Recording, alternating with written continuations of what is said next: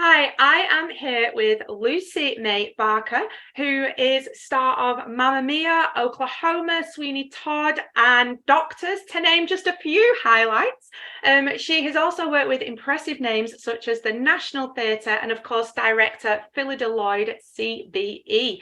But she is now bringing to life one of the biggest media trials of recent times, Vardy versus Rooney, the Wagatha Christie Trial. And it is coming to the Lowry from the 9th to the 11th of June.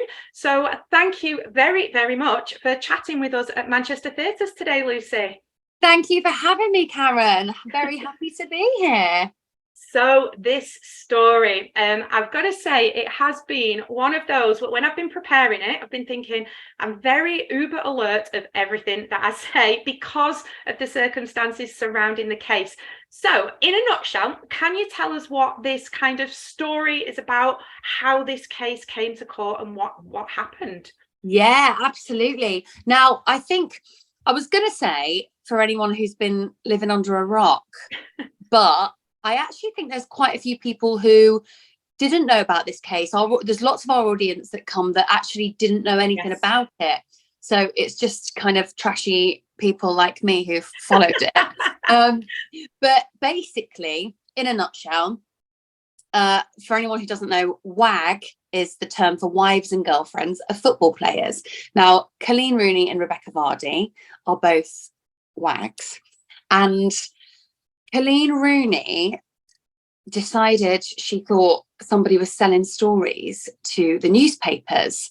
And she thought that this information was coming from her private Instagram account.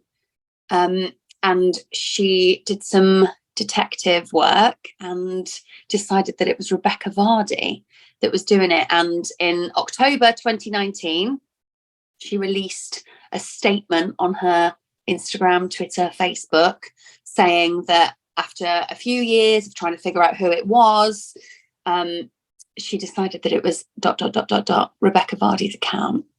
So what happened after that was Rebekah Vardy actually received some horrendous backlash and abuse and trolling because of this. And she decided to bring a libel case against Coleen Rooney. Lots of people think it was Coleen Rooney that brought it to court because of the selling stories, but it was actually Rebekah who did it, I think, because of this, it's a defamation case essentially. So it was, she thought that with Coleen Rooney posting this, and Rebekah maintains that I love it that I'm like, Rebekah, I am Rebekah. Rebekah maintains that she didn't do it and it wasn't her that did it. So yeah, she brought it to kind of clear her name, this case, but unfortunately she didn't win. So what we do in the play is we have a look at the court transcript, so the exact words that were said in the court. So not only is it really interesting for people who followed the case, it's also what I actually think is more important about this play is that we shine a spotlight on what it means to be a celebrity and that whole world of privacy or non-privacy, very much a lack of privacy. But then, of course, we deal with the subject of some celebrities ask for this and step into this world and deliberately do all of this stuff to get famous, to create a following. But some of them don't, and some people are just thrust into it and thrust into this limelight and this world without asking for it. And we really deal with that, and the big social media debate, which I'm really happy. I feel like it's really ranked up. It's really starting to get some noise about the way that we use social media and what we agree to when we follow a private account, what we agree to even when we just follow someone online and then talk about what they're doing. And it's very interesting. So I do think a lot of people think this play is going to be one thing, and a lot of people think it's going to be quite frilly or silly, and it is that in some respects, but it also delves into something a little bit deeper. So I do think there's something for everyone in it, and you might not think it when you walk in, but I think when you walk out, there's a lot. It certainly makes people talk in the toilets in the interval. I can imagine. Yeah, I can imagine. Yeah. And you're playing, like, you were doing this because you're playing Rebekah Vardy. Yeah. So all of the opinion of the public aside, factually, who is Rebekah? You kind of explained like why she felt she needed to bring this to court. Yes. Who? Because there's that human side of her. She's a wife. She's a mum. She's got. So who is she? She is, and I hate saying this because actually she's more than this. She's the wife of Jamie Vardy, right? Yeah. But she said brilliantly in an interview that she did, because of course I have consumed every single about that. interview, YouTube clip, anything Rebekah Vardy, you name it, I've watched it or listened to it. And there's a podcast, I think it's Bryony Gordon's Mad World, and Rebekah's a guest and she speaks on that podcast. And Bryony actually says, I don't want to introduce you as Jamie Vardy's wife because you are, lots of things in your own right. And I think generally women do get kind of described as the wife of, yes, or the girlfriend of, especially in the media. It's a very, I could talk about that for ages, but I won't. But yeah, Rebekah it's a tough one, right? Because I do think Rebekah falls into the category of she has chased or gone after these media opportunities that have, increased her following and her, I guess, place as a public figure or celebrity. She did Dancing on Ice. She's done I'm a Celebrity, Get Me Out of Here. She always goes on the news and speaks, and she always does interviews. So she's kind of marketed herself as a kind of media personality, or at least she had been doing. And then of course Coleen posted that, and it's been quite difficult for her since. But she's very interesting, and I do actually think she's naturally very funny. She comes across as really funny and witty. There's an interview with Piers Morgan where I personally think she wipes the floor with him, which I think is really interesting. And obviously you've said you've consumed everything there. So how hard has it been? Because like you said, this is not an ordinary acting role. This is something completely different to anything else. So how do you kind of take all of the fact and then the opinion, because there's gifs, there's memes, you start looking on Twitter, you end up down a rabbit hole, and how do you take all of that and then put her on stage still as a real person and not a caricature version of this parody, funny, hilarious case that everybody's kind of mocking, really?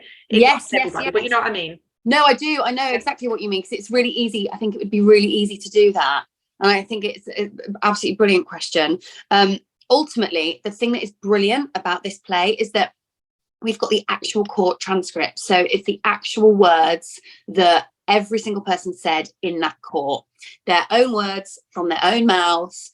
And like I said before, we get fed a certain narrative in the media. Yes. And in the way, certainly, that this case was reported, we were certainly force-fed a certain narrative.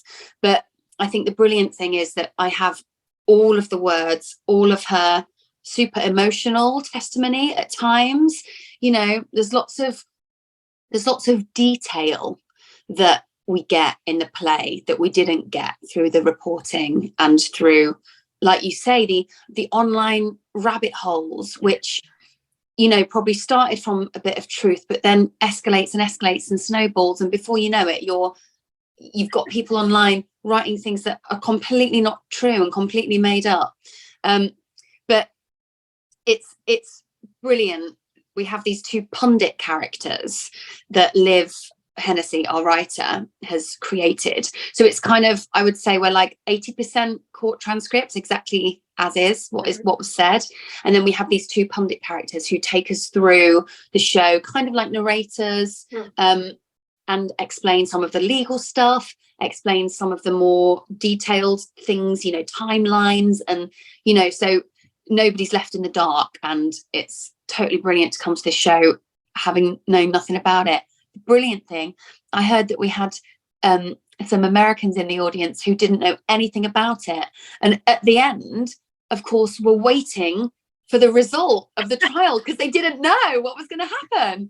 So I like to think that what we do in the play is create that sense of the stakes are high. Ultimately, you know, for us, if we had a row on Instagram, we've not got the money, have we, to take it to court?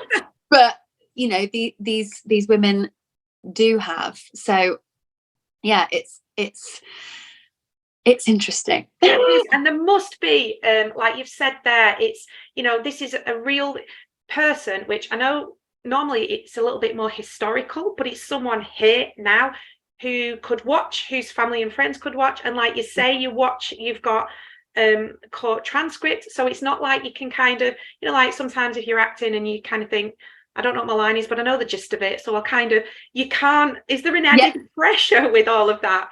Yeah, exactly. The learning was really intense, because like you say, this is real people. This is real people's reputations ultimately. I went off topic before. You did ask me about what it's like to play a real person. That's really classic me, I've got to say. I went down my own rabbit hole then. It is a responsibility, but ultimately I know what Rebekah's truth is. Rebekah's truth is that she didn't do it. So it's absolutely my responsibility to play that for her. You know, yes, there are some absolute classic one-liners and, you know, things that maybe contradict certain things, but I think we all do that. And ultimately, with the WhatsApp messages, I wouldn't want my WhatsApp messages read out. Can you imagine?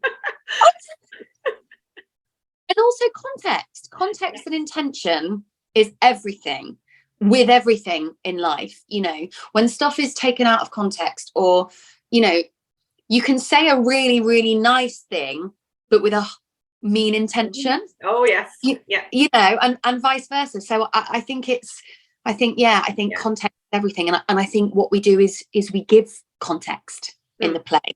And I do hope that people come away thinking, actually, you know, potentially she didn't do it. I think there are lots of moments that we explore in the play that you kind of go, oh, there is a grey area here. Actually, there is a grey area, and I mean, sure, it doesn't help that there is a WhatsApp message from her PR saying it was me. It was me. But you know, there is also grey area around that, which we do explore in the play. So, you know, it's a very interesting piece of theatre. I've truly loved every second of it, and like you say, playing a real person is amazing to do. Yeah, it's so interesting, and as an acting exercise and process, it's just given me endless amounts. Have you, if like yourself or Laura, who plays Coleen Rooney, have you kind of received any backlash yourself from people who kind of have got a little bit too involved, maybe, and a really kind of like Team Vardy or Team Rooney? Do you know? No, actually, we haven't, thankfully. There was one very interesting, and I'm going to say this on behalf of Laura. It's I'm sure it's with any regional accent, right? Mm-hmm. People, I think, so basically, Laura was told that she was kind of hamming up the Liverpool accent, and she was like, I'm from Liverpool. I'm literally from Liverpool. That is my accent. So that was a very interesting thing. It's like someone can't comment on an accent that isn't theirs, or that they don't necessarily know about. It's like, how many Liverpool accents have you heard in your life to comment on Laura's that is completely and utterly authentic? So I know, literally. So I think that was food for thought for us. We had a lot of discussion about that, and about what it means to have, you know, I've lost my accent. I'm from Lincoln originally, and living in London for like the last 15 years or however long it's been now. God, it has been 15 years. That's a really long time. But I've like lost my kind of northern accent. But that was, I think I've done that because of that kind of discrimination, I guess, about regional accents, which really does exist. It really, really does, yeah. It really does, doesn't it? And about not being kind of taken seriously in certain spaces if you have a really, so yeah, I'm really sad that I've lost my Lincoln accent. Oh, but it's still there when you need it. It's still there when I talk to my mum and dad, who are here now, Yeah, actually, I was going to say. which is really nice. But so yeah, I guess that would be the only thing. But generally, I think it's been a really positive experience for all of us. Yeah, thankfully.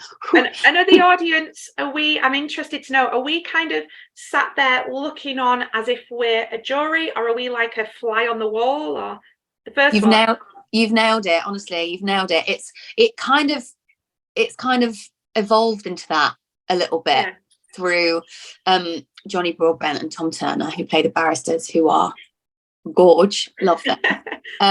They kind of, I guess, in there, well, a quick side lane from me. We originally started this, it was a one night only event. Oh wow. At the Wyndham Theatre it was on a Tuesday night. It was on Life of Pi was there at the time, and we had the theatre on their night off, and it was a one night only event, and it was so popular. We kept adding shows, and then of course we've got this run and this tour now, which is amazing. But originally we had 4 days rehearsal, and we had the scripts on the iPads that are now used for evidence, for our referencing for evidence, which we have this amazing like PDF, which is exactly like the evidence in a court, so it feels very like immersive for me. Originally our scripts were on there, so it was kind of just terrifying because we had such little rehearsal, but of course we know all of our lines now, and as we've been able to rehearse, absolutely the audience are almost like a jury in the way that we kind of interact with them. And I really use that at times. I can really feel the heat and the judgment actually from the audience, which is incredibly useful to me as an actor, portraying somebody who has essentially been totally vilified by the masses. So yeah, absolutely, you are the jury. Excellent. And we've kind of like touched a little bit on it, but what do you think it is about this story? It's not the same story, but you've kind of got the same idea with the whole royal thing going on at the minute, with this story that just blows up. What do you think it is about public opinion with this particular story? Do you think it is like a glimpse into a celebrity world, or because this whole social media world, or just think we're all really nosy? You know what? I think it's a little bit of everything that you've just said. Yeah. I think there's also an element of people wanting to be distracted from their own lives. Yes. Yeah. There's a little bit of to quote, well, it was here before Avenue Q, but it's how I know the word Schadenfreude. Yes. Taking pleasure in other people's misfortune. I think we all have a little bit of that, whether we want to admit it or not. And I do think people enjoy, there's a weird kind of public fascination, like you said, with celebrity, and with, people particularly were obsessed with the WhatsApp messages being kind of literally public domain. I mean, you can literally go online and download the court transcripts. It's available to everyone, which I just find absolutely, it's what a weird little moment of like human life and society, and how we've set this up is that we can go into, just have a look and now download what is incredibly private, stressful, expensive event for these people. But I think it is. I think it's definitely that. I'm nosy. I fall into the nosy category. Well, it is, because I at the time when it was all going on, I kind of did avoid it all a little bit, because I was a bit but I then watched the TV drama and I was hooked. I was like, oh my goodness, it is addictive, and it is, and like you said earlier, you don't have to be interested in the celebrity, in even know who they are, to come along and enjoy this as a whodunit, as a courtroom drama, and all of these different elements. So I'm very excited. It's very different, isn't it, to put such a modern here and now thing on stage as entertainment. It's a bit Shakespearean, actually, isn't it? It's kind of, it is, yeah. I mean, it is. Liv Hennessy, our writer, describes it as a comedy of manners. You know, she is really, it's very kind of, also the fact that it happened so quickly. Yes. Our producer Eleanor Lloyd talks about the moment where she was on a train, she was going back home, and she was reading about the case in the Evening Standard or the Metro or whatever, the newspaper she was reading, and she was like, oh God, this is just so full of drama, it's amazing, someone should make this into a theatre show. And she was like, wait a minute, I'm a theatre producer, I think it needs to be me. So, you know, it just so quick, it all happened so quickly, and we've got it on. And I originally thought it would just be a kind of a little moment, and that maybe it would have a bit of a shelf life, but the more I do this play, the more I see the audience reactions, honestly, and I'm not just saying this, the audience reactions are just, it feels so alive. Yes. There's laughter, there's kind of horror, there's that total like silence, like you could hear a pin drop in moments where you feel like you've got the audience just in the palm of your hands, because they are so, at the same time, when we're just talking about kind of ridiculous stuff that isn't really, the stakes are unbelievably low, yet the highest stakes I think I've ever played in a play.